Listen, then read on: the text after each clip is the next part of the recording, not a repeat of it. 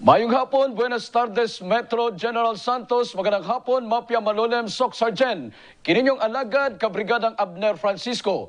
Makauban mi ninyo mataghapon diri sa programang mukalampag sa mga ahensya sa gobyerno o pribadong mga taong wala giaksyonan ng problemang nakaapekto sa komunidad.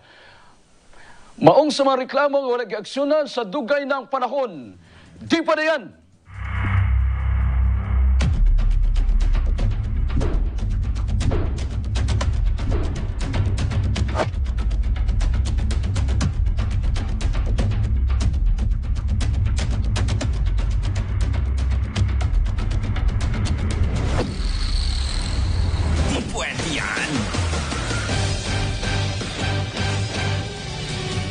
Adlaw nga Martes, mga kabrigada, December 14, 2021, 11 days na lang mga kabrigada, Pasko na. Kumusta na ang preparasyon nato mga kabrigada sa atong pagsugat nining panahon sa Kapaskuhan?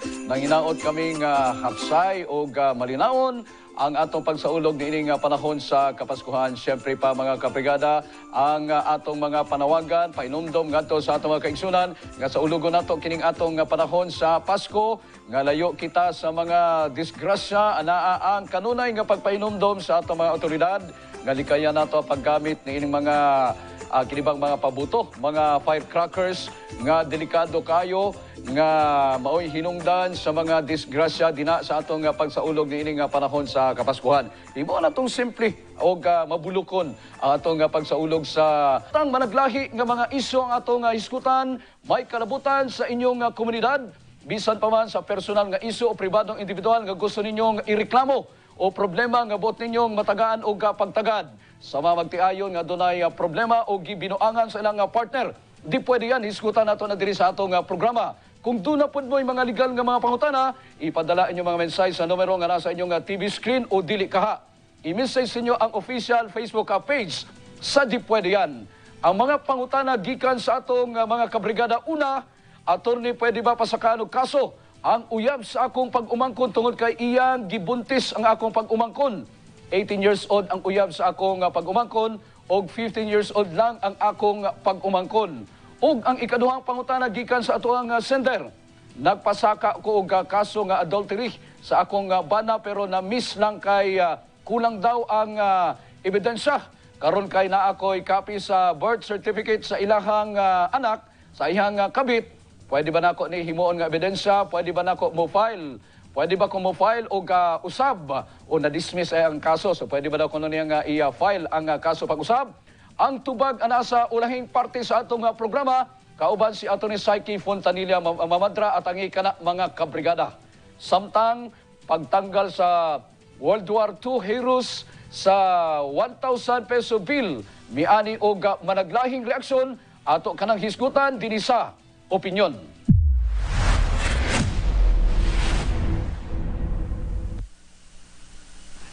Ipagawas ang Bangko Sentral ng Pilipinas o bagong hulagway sa 1,000 peso bill kung asa makitaan ang flora o fauna nga disenyo na ini.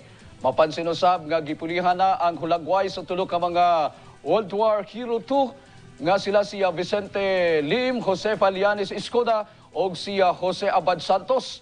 Ning Domingo gibutyag ni House Deputy Minority Leader Carlos Isagani Sarati nga dili kinuuyon sa lakang gibuhat sa Bangko Sentral ng Pilipinas kung asa gitanggal ang portrait sa tulo ka mga Pilipino nga mga bayani. Matud pa niini nga ang banknotes nga maong nagarepresenta dili lang kuno isip tourist attraction. Lakip na usab ang paghinumdom sa atong kasaysayan. Mao nga ginauhag nini ang BSP nga ibalik ang hulagway sa mga bayaning Pilipino nga adunay kaubang flora ug fauna nga disenyo. Samtang pagpaklaro ni Governor Benjamin Diokno, magpadayon gyapon ang sirkulasyon sa 1,000 peso bill kung asa makitaan ang World War II national heroes. Human nga mipagawas og bagong hulagway ang maong buhatan. Dugang ni ini wala kunoy mahitabo nga demonetization sa dominasyon sa ilawon sa iyang termino. Kalabot sa pagpuli sa mga hulagway sa World War II national heroes, may depensa usab si Diokno nga magpabiling kining mga bayani bisan pamag wala o anaa sila sa bagong hulagway sa usa ka libo nga kwarta. Takda nga i-issue ang bagong disenyo sa 1,000 peso bill sunod tuig bulan sa Abril. Samtang gipaniguro sa BSP nga dili dali mapeke ang bagong disenyo sa kwarta tungod kay doon na kini dugang nga mga security features. Atong paminawon ang managlahing reaksyon sa atong mga kabrigada kalambigit ni ini. Ako, sir, dili ko kumuyon kay na ano naman guna siya, na-publish na siya sa mga tao, naila na siya sa mga tao, nga muna siyang kwartaha, ang 1,000. So nabalaan na to ang 1,000, tulo ka tao. So kung kuhaon na siya, basing malibugod ang mga tao. Kaya di ba ang 1,000 ug ang 200, marag same lang sila kulay. Oo. So sa ko, dili kumuyon nga tanggalon na siya. Kay tama na siya ang kwarta ingon anak na lang siya kay lain man ko paminawan nga kuhaon nato, tanggalon nato, nya dili na nato maanuhan, mailhan. So mas maayo din na nga, nasanay naman, labi na sa mga katigulangan, nasanay na sila, inaana ang tao, tulong ka tao. Pag tulong ka tao, ibig sabihin 1,000. So kung tanggalan na nato, malibog ang tao. Para sa ako, siguro, murag dili po siguro po mo, no? O yun po, kay murag nakasanayan na gud siya sa mga, sa mga katigulangan karon mo na lagi din may lahan, pero usually siguro ang familiarize sa mga tao karang ang number mas siguro nila makita. Okay lang man po siya kung ano man jud nila nga change nila kay di ba naga-change man jud sila every so maka-adapt lang man siguro ang mga tao ana na mauna ni siya ang 1,000. Tapos isa pa sa pagkaano na ko, di ba, patong eagle man ang So okay mo po siya kay at least yung awareness sa kadaghanan na diri sa Philippines kani siya nga atong Philippine eagle no ang awareness ba sa kadaghanan na ato adjud ni siya na dapat alagaan, na dapat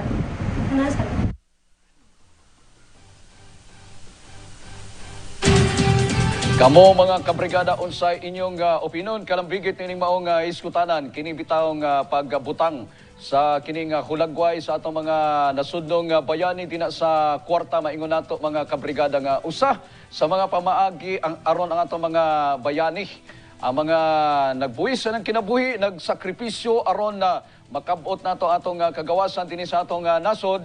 Usa ni sa pamaagi nga ma-remind bitaw ang mga kining mga ulahi nga mga tubo, mga bag-ong henerasyon nga naay mga bayani nato nga sa panahon nga adunay mga nanakop sa atong nasod, sila mibarog, sila nakigabatok aron na dili lang basta-basta makasulod kining maong mga mananakop dinhi sa atong nasod. So mga bayani to nato sa World War III o World War II kung asa sila mibatok sa Japanese occupation dinhi sa atong nasod. So para nako no, dakong butang nga anaa kini mga hulagway sa atong mga bayani dinha sa atong mga kwarta og kini usa sa pamaagi syempre nga mahinumduman ang ilang heroism, ang ilang kabayanihan nga gihimo alang sa katawhang Pilipino kay likas man gyud na mga kabrigada sa atong mga Pilipino kanang ginaingon nato nga utang na loob no, dakong butang na nga nagalingi punta kinsa tong mga tawo nga nagbuhi sa ilang kinabuhi, nagsakripisyo sa ilang kinabuhi, sa ilang kaugmaon aron na maingon nato nga mapalingkawas ang ato nasod dinha sa mga nagsulod o nagulipon sa katawhang Pilipino. So ako mismo personally nasubo ko nga naay susama ni ining panghitabo nga kini pang giwala katong hulagway sa atong mga nasudnong mga bayani kay usa na lang gani na sa mga pamaagi nga dili man nato nga adlaw-adlaw dinha sa atong mga programa sa radyo, sa TV, sa social media ma-remind nato ngadto sa atong mga bag-ong henerasyon nga uy naadi ay tay mga bayani nga naghimo og major contribution kung ang atong iskutan pagpabalik sa kining kalingkawasan nato, kagawasan nato, freedom nato dinhi sa atong nasod, di ba? Nahimong kultura na nato sa mga matag lugar, natay mga parks, di ba? Natay mga parke kung asa gibutang, gimuntar ang mga rebolto sa atong mga bayani. Aron ma-remind pod ang atong mga katawhan nga kini mga tawhana nagabuhi sa ilang kinabuhi o kung nahimo nila, pwede nato pod nga mahimo sa atong kaugalingon kung mabutang sa sitwasyon nga kinahanglan nato makigbisog aron panalipdan atong kagawasan sa katawhang Pilipino. O mao gani na nga diri sa Jensen pod mismo mga kabrigada, di ba? Na atoy kining founding mayors kining statute nga butang dina, ibutang unta dina sa round ball. Pero katulang na palpak ang maong proyekto kay humok matod pa ang foundation sa kung asa ibutang unta katong mga estatwa, pero wala to na dayon. Pero kana siya ginahimo na sa uban nga mga lugar nga ibutang gyud ang kining estatwa sa atong mga bayani, kay atong mga lideres. Maingon nato to nga mga bayani to nato somehow kay kung wala sila na ning kamot, wala sila naghimo og mga sakripisyo, wala na mugna ang dakbayan sa General Santos, wala na mugna ang mga dakbayan dina sa inyong mga lugar. So para sa ato importante gyud unta to. Mao na nga naapoy mga nag-ingon nga usa kuno ka political move katong nahitabo kay di ba naa sa 500 pod, naa sa 500 pesos ang dagway sa kanipod presidente sa atong nasod nga siya President Cory Aquino ug ang iyang bana nga siya Senator Ninoy Aquino nga sa inang mga kanya-kanya nga mga panahon naghimo pod og major contribution para mabalik ang demokrasya sa atong nasod. Ang ginaingon nga, oy giuna lang tong tulok ka mga bayani kay isunod na niana ang pag-erase kuno sa dagway sa mga Aquino dina sa 500 pesos nga kwarta og ilang ginatan-aw nga usak ka kining paningkamot para ma-revise kuno, matuis ang kasaysayan sa atong nasod. Ang kasaysayan dapat dili na ingon nato mga kabrigada nga imong tuison. Ang kasaysayan maunay mag-remind sa atoa kung unsa kalisod ang giagyan sa atong nasod, unsa ang mga pagsulay nga giagyan sa atong nasod, pero ato nga nalampasan atong kinibang nasalbar ang atong nasod pinaagi ni ining mga heroes, mga bayani nga nibarog kung gikinahanglan nga mo barog alang sa kagawasan, alang sa kaangayan dinhi sa atong nasod. Unta matutukan kining maong sitwasyon. Anyway, nanawagan na sila nga dapat kuno bag-o mo basta na lang mo ilis o mga dagway dina sa mga banknotes nato, sa mga kwarta nato, ang Bangko Sentral ng Pilipinas dapat moagi kuno sa Kongreso aron kini masusi nga maisudyuhan, madibatihan, makuha ang nagkadayang nga mga opinyon, dili kay basta na lang makuratan kuno kita nga pag gunit nato sa bag-o nga mga kwarta, uy lahi naman, wala naman tong mga dagway sa mga bayani sa atong nasod. So nanghinaot nga matagaan og pagtagad kining mga concern nato sa atong mga kaigsunan, labi na kay naay mga nagkadayang nga mga reaksyon kaganiya nadunggan nato nga ubay-ubay pod ang wala nakauyon ni ining maong mga katikaran. Samtang ayaw magbiya mga kabrigada kay sa atong pagbalik atong atangan ang baruganan na one-on-one dinhi lamang sa Di Pa Dayan.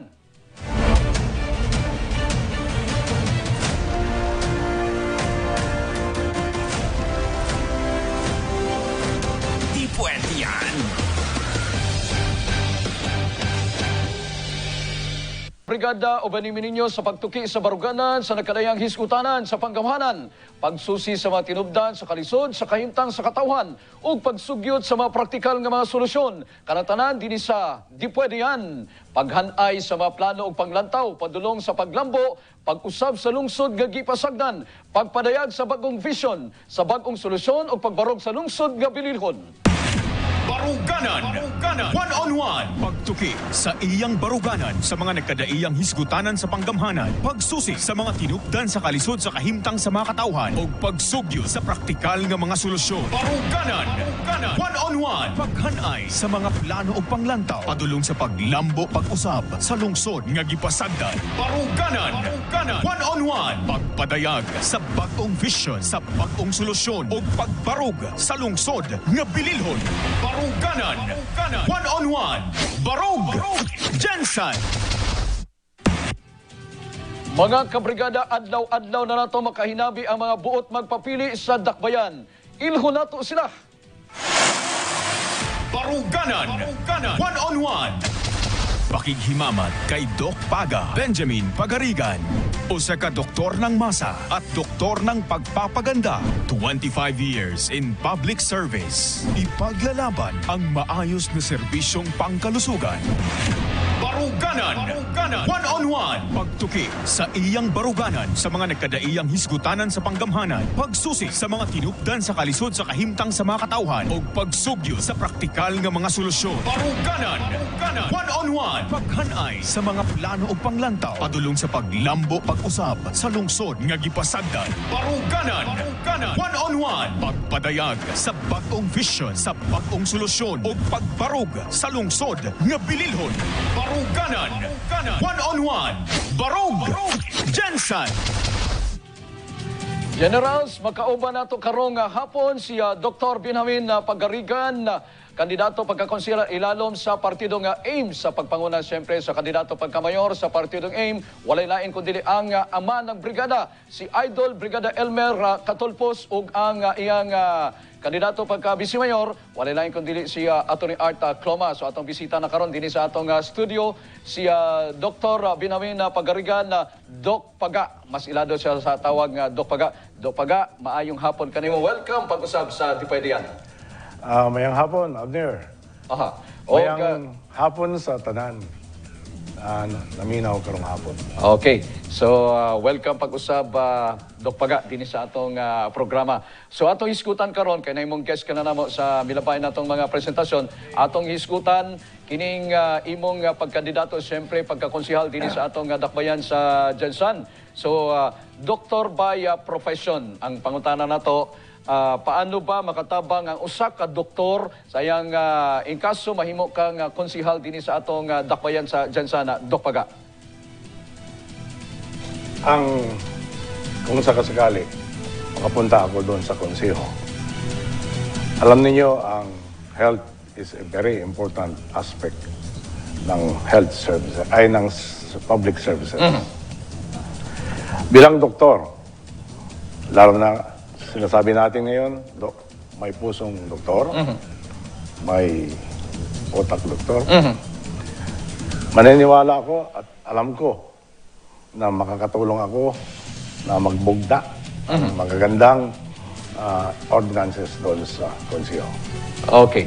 So sa napakalawak po ninyong karanasan na Doc Paga sa larangan ng public health, 25 years po kayo na naging doktor. So alam naman natin ngayon na isa sa mga pinakamalaking problema na kinakaharap ng ating bayan, ng ating bansa, yung problema natin sa pandemya. So mahalaga po ang inyong inputs doon sa mga programa, mga plano ng LGU sa mga health programs nito, Doc. Sa tingin po ninyo, ano po ang dapat na pangunahing pagtuunan ng pansin ng ating LGU as far as health services is concerned dito sa Jensen? Una sa lahat, dapat tapusin natin itong pandemya na ito. Dapat lahat ng mga kakailanganin para matapos ito, i-implement natin. Katulad yung pagpapakuna. Vaccination. Vaccination. Dapat mas mabilis, mas marami yung mababakunahan. Kailangan abot natin yun, sinasabi natin 75. Okay. Yung usapin lang sa COVID-19, isa lang po sa mga aspeto, sa mga problema na kinakaharap po natin na, Doc. Marami pang ibang mga concern natin. May problema tayo sa dengue, sa iba pang mga malalalang sakit na nararamdaman ng ating mga kababayan. So, importante. Pinag-uusapan namin palagi, kapag health services ang pinag-uusapan, hindi mawawala sa usapan yung pinapangarap natin na upgrading ng mga ospital, ng mga health facilities natin dito sa Jensen. Ano pong mga maimumungkahi po ninyo na improvement sa mga existing facilities natin dito sa Jensen? Okay. Ang unat sa lahat, ang ating nasa isip, dapat magkakaroon tayo ng accessible, affordable health services. Ngayon, ang ibig sabihin niyan, yung mga services natin, accessible, ayusin natin. Halimbawa ito, yung emergency hospital natin. Bigyan natin ng appropriate na budget para pambili natin specific sa gamot, pambili natin ng mga instrumentong kailangan para ma-upgrade natin dyan. At saka yun pang sweldo natin kung sakasakali sa ating mga nurses, mga doctors, at saka yun mga others na nagsusuporta sa atin. By looking at the Dr. George Royeca Hospital, Doc Paga, ano bang nakikita ninyo na mga facilities na dapat, mga equipment, facilities, mga gamit, logistics na dapat nandyan sa ospital para masabi natin na magiging responsive ito or matugunan nito ang mga pangangailangan? Ano bang mga kulang dyan na kailangan mabili or ma-provide para sa ating mga kababayan? Actually, sistema na lang yan. Yung emergency hospital na yan, halos kumplito na rin yan. Sistema in the sense that sana yung procurement natin ng gamot mabilis.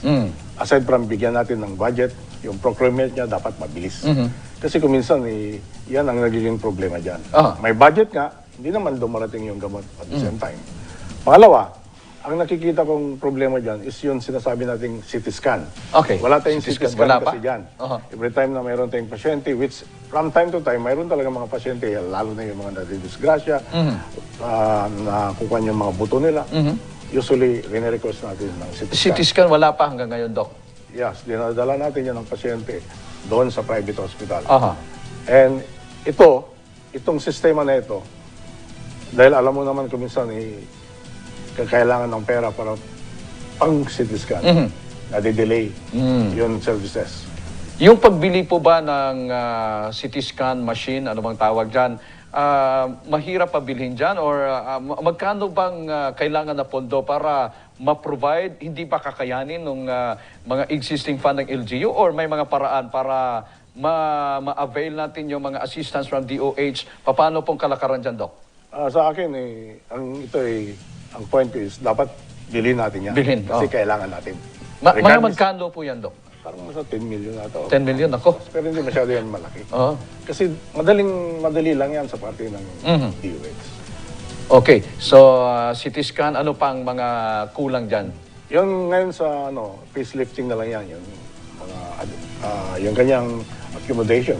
Yung mga bed capacity, paano yan? Ano ba? Of course, increase lang natin yung number of bed capacity niya. Halimbawa ngayon is 100, gawin natin 150 bed capacity. Para 150. Okay, so kapag ka nag-increase tayo ng bed capacity, ibig sabihin nun, kailangan dagdagan yung manpower. Dadagdag tayo ng mga doktor, mga nurses, and mga medical staff dyan, Doc. That's correct. Kasi related yan. Bed capacity versus yun, manpower. Yun Bed capacity, manpower, facilities, dapat sabay-sabay yun. Hindi po natin masabi na in-upgrade ang hospital kapag isang aspeto lang yung tinugunan. So dapat sabay-sabay po yun. Pero pwedeng gawin yan sa emergency hospital. Okay. So, pinag-usapan natin yung mapaangat, yung serbisyo, pangkalusugan para sa ating mga kababayan. Paano po natin matulungan yung mga medical health personnel tulad ng mga doktor, mga nurses, mga midwives, when it comes to services na nasa barangay level, yung mga BHW, mga barangay nutritional scholars. Dok, ano pong pwedeng maitulong? Ano bang pangangailangan? Ano bang assistance ang kailangan pa na maibigay natin doon sa mga support staff ng mga health care health care centers natin? Ganito I want to go back to the point. Okay, sa mga doktor. Ano ang gusto kong mangyari sana? Kung pwede lang, magkaroon tayo ng konsultasyon dyan sa barangay. Okay. Bawat barangay, konsultasyon araw-araw. And kung magkaroon naman tayo ng konsultasyon dyan araw-araw, kailangan natin ng doktor. Maglagay tayo ng doktor araw-araw. Okay. Sa barangay health center. At the same time, dahil may konsultasyon yan, kailangan rin natin magkaroon ng budget para sa mga gamot na ibibigay natin libre sa ating mga constituents. So kung may konsultasyon araw-araw, so paano mayari yan? So kailangan may doktor tayo na nagbabarangay-barangay, pumupunta sa mga barangay. Kahit nasa health center lang. Kahit Basta health center. mayroon lang, alam nila, halimbawa sa isang barangay, nandyan ang doktor in this particular days. Lalo pa araw, ganitong oras, pupunta yung mga tao dyan, magpakonsulta. May mga existing RHUs naman tayo. And then may mga doktor naman doon na naka-assign. Kaso parang clustered yung nangyayari dito sa Jansan. Yung pinag-combine yung iba't ibang mga barangays. Then may na-assign na RHU na pwedeng puntahan ng ating mga kababayan. So, yung gusto po ninyo na mas mas i-improve pa ito. Actually, yung program kasi ng Rural Health Units actually is really yung primary healthcare ay yung kwan lang talaga pong yung consultation wala. It's more of sanitation, vaccinations, immunizations. Yan ang Rural Health Unit. Pero ang gusto ko talaga magkaroon tayo ng isang unit diyan, lagyan natin ng doktor, tapos magkonsulta tayo araw-araw, tapos may gamot. Kasi yan talaga ang problema ng karamihan sa atin. Pag pumupunta ka sa mga kung saan-saan yan, tatanungin mo, Sir, wala ho kaming gamot na makuha. Okay. Sir, hindi ho kami makapag-konsulta kay walang doktor. So anong nangyayari sa kanila? Every time na mayroong ganitong problema, nagkakasakit sila, pupunta sila kung saan-saan lang. Kung kaya nila magpunta sa emergency hospital, mabuti. Kung mayroong doktor rin doon. Buti nga kung sa mga ospital pupunta, sa mga klinika. So, may mga faith healer na pinupuntahan yung iba natin mga kababayan. Kung pumunta sila sa mga clinic, mayroong isang consideration na napaka-importante. Yung pera. Okay. Dapat mayroon silang pera na madala. Halimbawa, magkano ba ang konsultasyon na yan? 400. Okay.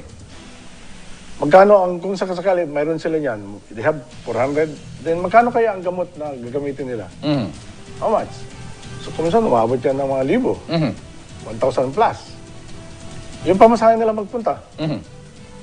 Magkano? Tapos karamihan dito sa ating pinag-uusapan, yung mga taong, mga mababam, yung wage earner nila, minsan 330 pesos a day. Anong mangyari sa kanila? So what happened? Pag wala silang pera, wala silang puntahan. Magkasakit na lang sila, doon na lang sila sa bahay. Ganun ang nangyayari. So yung ideya po ninyo, Doc, dalhin sa barangay yung doktor, yung mga gamot, para ma-avail, parang abot kamay ng ating mga kababayan. Exactly. Yung monetary part ba doon? Kasi hindi ka naman talaga makapunta doon magpagamot kung wala kang pera. Alam mo naman ito sa atin, kung minsan yung 200 piso na araw na hanapin nila, napaka-importante din sa kanila eh. So, but mind nyo, if you go to a medical specialist, sometimes they charge you 800 pesos for professional fee. Tapos, kung minsan, ang gamot, umabot ng 2,000. Ano na lang? So, yung ganong mga services, Doc, pwede naman palang gawing libre ng gobyerno? Yes. Kaya yan? 80% of our services, health services, only 20% goes to the hospital. 80% of that, kaya ng doktor sa barangay. Kaya niyang i-consulta and manage it properly doon sa barangay. Kasi yung doktor, may sweldo naman yan galing sa gobyerno. So, hindi kailangan magbabayad ng professional fee yung mga kababayan po natin. Correct. Ganon rin sa atin sa hospital. Gawin natin yung hospital na yan, na capable siya. Di ba sinabi ko sa iyo, capable, affordable. Kasi, para yung mga tao natin, hindi mapipilitan, magpunta doon sa private hospital. Pagdating nila doon sa private hospital, doon magsimula na yung problema nila. Di ba? Gagaling na sila doon, pero paglabas nila, medyo mag-high blood sila sa taas ng kanilang fees, no? At saka dyan magsimula yung sinasabi natin na magsimula na yan sila kung saan mag-utang, maghingi. Sige. Huwag natin gawin payagan yan sa ating mga constituents. In the next days, Doc, bago ang final question natin sa iyo, in the next days, siyempre inaasahan natin yung pag-iikot ninyo sa iba't ibang mga communities dito sa Jensan. Ano pong inaasahan po ninyo na magiging engagement po ninyo sa ating mga kababayan? Paano po yun? Anong gusto nyo marinig sa kanila? Ano pong gusto ninyo na iparating sa kanila? Actually, ang tinatanong ko tungkol lang sa health nila eh. Kasi siyempre, alam naman natin na halos lahat tayo magkakaroon ng sakit from time to time. Ang unang sinasabi nila, yun gamot. Wala silang... Kailangan nila ng gamot, wala silang pambili ng gamot. So yung konsultasyon, mapipilitan din sila na sana magpunta sa doktor. Pero hindi naman sila makapunta kasi wala naman silang pera. Yun ang gusto kong from time to time ina-address kasi matagal na ako nagserbisyo sa hospital. Matagal na rin ako nagserbisyo sa health centers. Kaya parang napipicture ko, parang sa kaloob-looban ko, in my experience, pwede ko silang matulungan. Pwede ko natin silang maalis doon sa ganong state, parang isikuan ng life. No? Na parang pag nagkasakit sila, you go there. Kung magkasakit sila, hindi sila makapunta doon. Alisin natin yun. Lagyan natin sila ng isang sistema na pag nagkasakit sila, alam nila na mayroon mag-care sa kanila. So parang to sum it up, parang abot kamay kasi dalhin nyo sa barangay serbisyo, abot kaya kasi ililibre na yung mga serbisyo, particular yung professional fee ng ating mga doktor. Yun ang point ko talaga na magkaroon tayo ng barangay, doktor sa barangay. Kasi ang konsultasyon doon araw-araw at saka yung konsultasyon ay libre. Okay.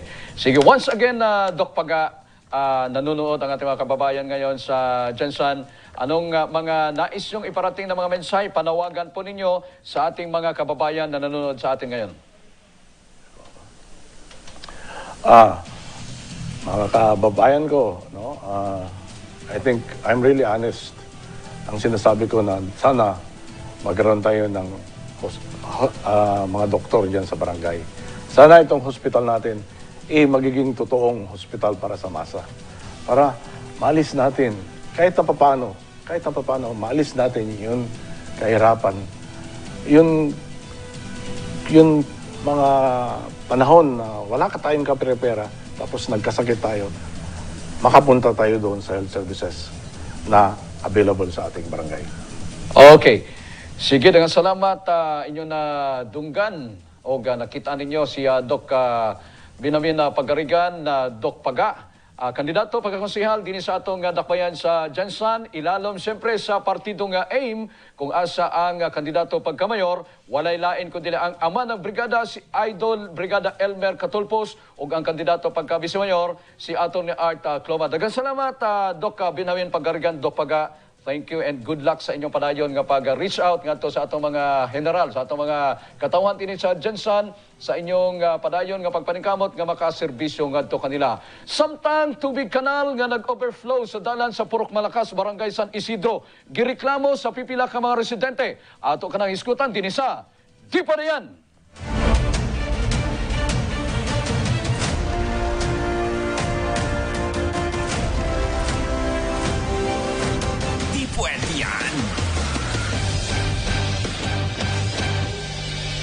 Sa dalan dina sa Aparente Street, Purok Malakas, Barangay San Isidro. Tungod kay matod pa, miabot na ang tubig sa kanal sa duha ka mga lays sa maong dalan. Bisag walay ulan nga nahitabo, ang tubig kanal gituhang nagikan sa Ginto Street o nagabanaw. Matag gabi ilang magduha na ka simana. Sigon sa mga concerned citizen, nga nagdumili magpa-interview, ang tubig kanal dili kayo taas kung itandi sa mga tubig baha. Sa ubang nga mga barangay apan, makonsidera kuno nga hassle. Ilabi na sa mga pipila ka mga business establishment tungod kay dili makasulod ang ilang mga customer tungod kay mahadlok mulusong sa tubig baha.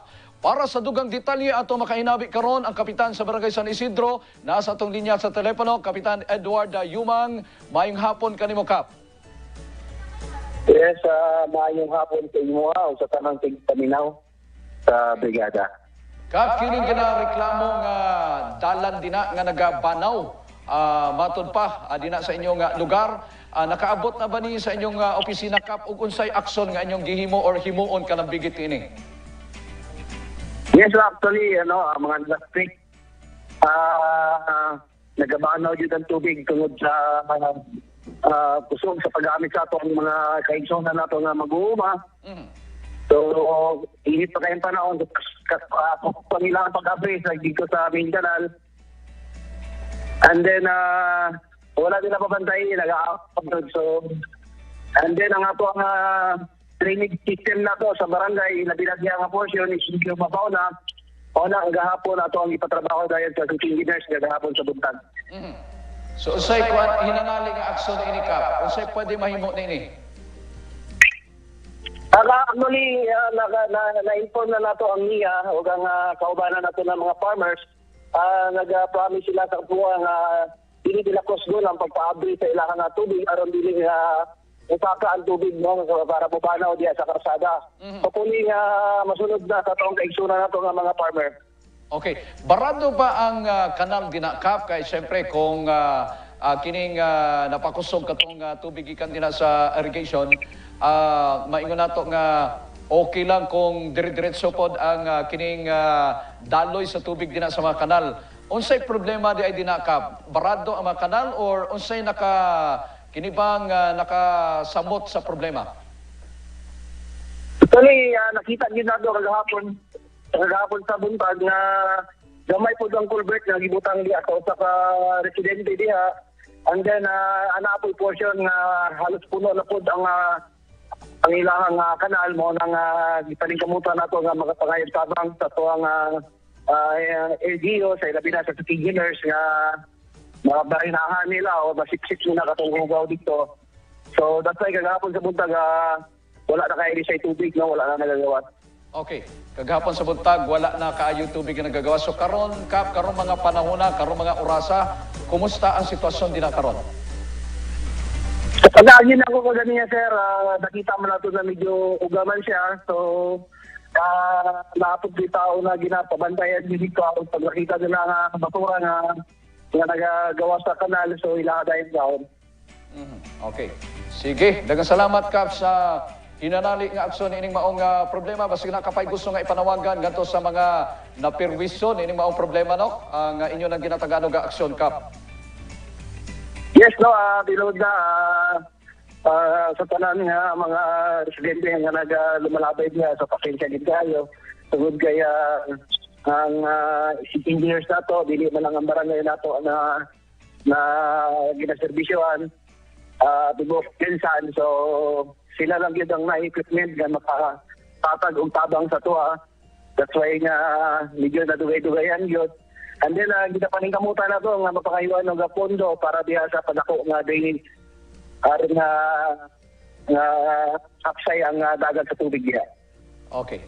Sige, dengan salamat kayo, Kapitan Edward Yumang, Kapitan din sa Barangay San Isidro, sa imong pagtubag ni ining maong kining reklamo sa ato mga kaigsunan nga napektuhan ni ining maong pagbanaw sa tubig dina sa maong kalsada. Salamat, Kap. And kato mga kabrigada. So nanginaot nga kung susunod nga magtaas na pod ang level nining tubig dina gikan sa irigasyon, paki-feedback lang mga kabrigada para mapaabot po nato ngadto ni Kapitan kining maong reklamo kay ingon ninyo mga pila na kaadlaw ni nga na sinatian pero bag-o ra gyud in taon nato na refer ngadto ni Kapitan Edward Yumang. Pero unta po ng mga opisyal sa barangay magtuyok po tuyok sa mga nagkadayang nga mga portion sa barangay para dili na kinahanglan nga mo reklamo pa mga tawo kay kung naay monitoring naay inspection permi nagatuyok ang mga opisyal, mga kagawad o uban pa nga mga opisyal nato din sa barangay aw makita dayon ang problema o syempre masolusyonan dayon. Ato sab nga makahinabi karon ang labaw sa City Engineer's Office. Nasa ton linya sa telepono Engineer Emeralda Signar. Maayong hapon kanimo, Engineer. Mayong hapon sa viewers o listeners sa Brigada. Okay. Kadali lang kay di na ko madunggan si Engineer Signar. Kaya importante po nga madunggan nato sa solusyon nga ilang ginahimo aron na mataganog pagtagad kining maong problema dina. Atong balikan nato linya sa telepono Engineer Signar. Sir, unsa nay mga solusyon nga inyong gihimo nining problema sa mga taga-barangay San Isidro tungod dining pagbanaw kuno sa tubig gikan sa irigasyon na engineer? Hello. Okay. Naga-echo man ko ang kwan. Okay. Oh, di ko kasapot sa kong minasulti. Pasig pwede makakuan. Wadyo ko'y madunggan sa kining signal gikan kay Engineer Emeralda Signar. So nanginaot ang mataganog solusyon kining maong problema while we are trying to reconnect the line ngadto kay Engineer Emeralda Signar ang city engineer. So kung naay medyo napasubrahan tong kining tubig gikan sa irigasyon, so ang pwede nga himo na solusyon din mga kabrigada nga kinibang i-control ang pagsulod sa tubig gikan din sa mga gikan din sa irigasyon para dili magbanaw in taon diri sa sentro ang tubig kay gareklamo na ang mga establishmento wa sila mahimong mga customer tungod kay mahadlok maglusong ang mga kining customer O kung musulod din na sa maong establishmento, siyempre kung gikan po ka sa opisina, no, nakasapatos ka o nakapantalon ka, unya kung taas ang tubig, although nga dili nga nakataas, pero mabasa, mahumod sa tubig ang imong sapatos, siyempre magdumili gyud ka og adto tina suluoy pod in taon kining mga establishmento tina, ang mga negosyo tina nga naapektuhan tungod ni ining pagpanaw sa tubig gikan tina sa maong irigasyon. Although giingon na ni kapitan nga ilahan ang gi-advise katong mga kining nagagamit sa irigasyon dina nga i-control lang ang tubig o ingon niya kagahapon na tuyok niya medyo okay naman daw o karong mga panahon na medyo dry naman, medyo uga naman kuno kining maong dalan. Unya ang atong gusto madunggan kay Engineer Signar ang kining solusyon, kining maingon nato nga permanente nga solusyon nining maong problema. Okay, atong balikan ang atong linya sa telepono. I-try nato na kung okay na ang signal ni Engineer Emerald Signar. Engineer, mayong hapon, pag-usap ka nimo. May hapon sa Brigada News. Abner. Okay. Engineer, unsay kuan ninyo, unsay inyong solusyon ining problema sa mga establishmento nga matod pa nagbanaw ang tubig tungod ining tubig gikan sa irigasyon na dina sa barangay San Isidro? Brigada Abner, gusto lang ko mangutana kung asa specifically sa sa barangay Isidro. Okay, dili ko na ako madunggan. Dili ko na ako madunggan si Engineer Emerald Signar. Hello. Engineer nga dili ta magkasinabtanay itong problema nato sa atong linya sa telepono. Murag naigi problema ang linya sa telepono kay kaganang buntag sa Brigada News FM mao pa ni atong problema nga dili mi magkadungganay sa atong gina-interview tungod sa problema nining signal nato sa atong linya sa telepono.